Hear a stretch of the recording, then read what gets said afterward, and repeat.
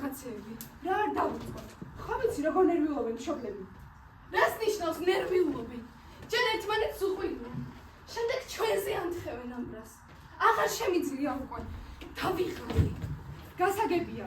მაგრამ უნდა შევძლოთ რაღაცების განალიზება და ბევრი რამის გაგება. ისი გაგება უნდა შევეძლოს. თუ როგორ უყვირიან ერთმანეთს. და სხვებთან ამბობენ ერთმანეთი გვიყვარსო. არა. არ მინდა. და რა? შენ გონია მე არ მიჭირს? იქნებ მეც მინდა ამ ადგილას წასვლა და სხვაგან გაქცევა. ამაზე რატო არ ფიქრობ? აბატი.